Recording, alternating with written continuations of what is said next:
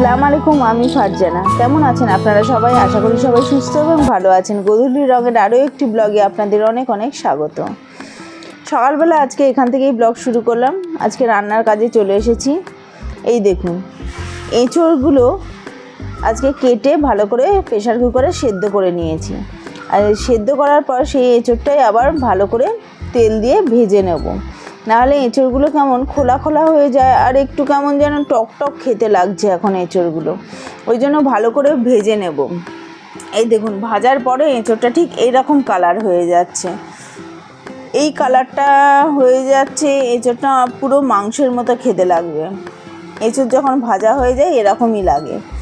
আবার কড়াতে একটুখানি বেশি করে তেল দিয়ে দিলাম। এঁচড় একটু তেল খায় বেশি, এখন গরম বলে যদিও তেল দেওয়া উচিত নয়, তবুও আমি যাতে ভালো হয় সেই কারণে দিলাম। এইটা দেখুন, এটা হলো নারকেল দুধ। যে নারকেলের পাউডারটা ছিল সেইটাকে জল দিয়ে গুলে দুধ করে নিয়েছি। এবার এই তেলের মধ্যে পেঁয়াজ কুচি দিয়ে দেবো।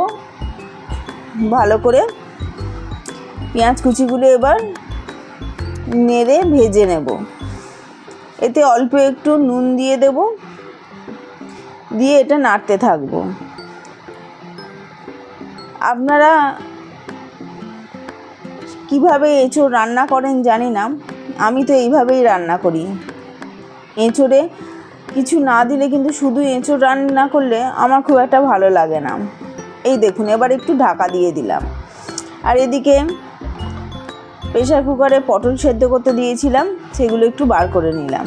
আর এখানে ছোটো এলাচ, দারচিনি আর দুটো কাঁচা লঙ্কা এই পেঁয়াজের মধ্যে দিয়ে দিলাম।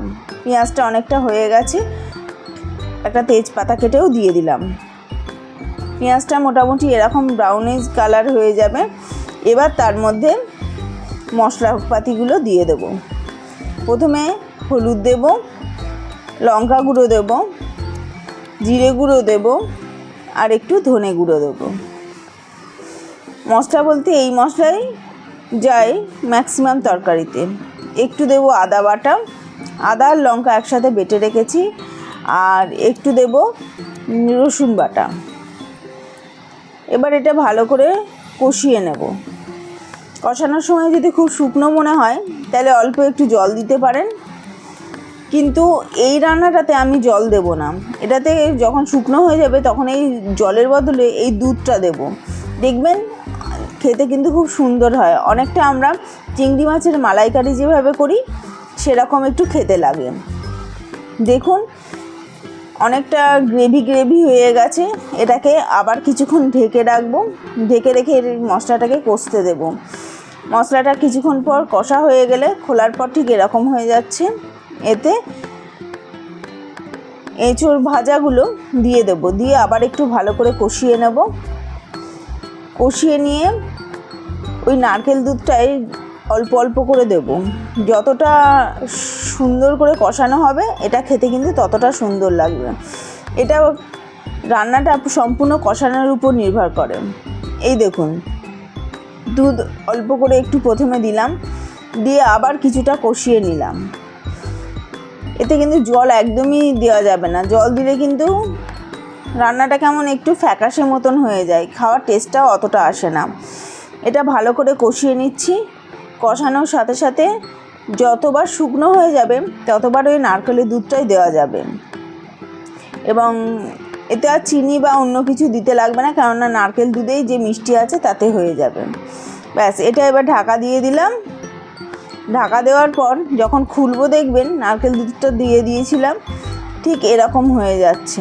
একটু সাদা মতন দেখতে লাগছে, কিন্তু এত সুন্দর সেন্ট বেরোচ্ছে যে আপনাদের বলে বোঝাতে পারবো না। আপনারা একবার করে দেখবেন, দেখার পর এই রান্নাটা কেমন হয়েছে বলবেন খেতে। নারকেল দুধ দিয়ে এঁচড় রান্না সবাই কিভাবে করেন আমাকে একটু কমেন্টে জানাবেন। আমি তো মাঝে মাঝে এইভাবে করি।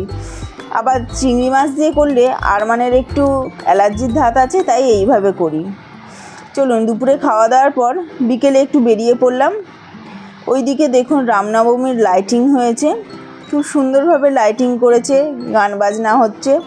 আর আমি চলে এসেছি বিবিকাস রোড সেন্টারে। এটা নতুন খুলেছে, আমি ভাবলাম যে দেখি একটু বিকেলের দিকে, যদিও এখন বাইরের খাওয়া উচিত নয়, তবুও একটু মনে হলো যে একটুখানি রোল খাবো। চলে এসেছি রোল খেতে। এখানে রোল এখনও স্টার্ট করেনি, ওরা এখন চাউমিন করছে। এই যে ডিম ফেটিয়ে দিচ্ছে, এর মধ্যে এবার রুটি দেবে, দিয়ে রোলটা করবে ওরা। দেখতে বেশ ভালোই লাগছে। দেখুন রোল হয়ে গেছে, এর মধ্যে গাজর, শসা, পেঁয়াজ সব দিয়ে সস দিয়ে আমার রোলটা রেডি করে দিচ্ছে। এইভাবে রোলগুলো দিয়ে দেয়। আর এর মধ্যে একটু চিকেনের চিলি চিকেন টাইপের কিছু একটা দিয়ে দিচ্ছে, কেননা আমি চিকেন এগ রোল অর্ডার করেছিলাম, সেই জন্য এইভাবে দিচ্ছি। দেখুন ওরা সুন্দরভাবে একটা প্যাকিং করে দেয়, যেহেতু এটা পার্সেল সেই কারণে। ঠিক আছে, আজকের ব্লগ এখানেই শেষ করছি, দেখা হবে নেক্সট ব্লগে।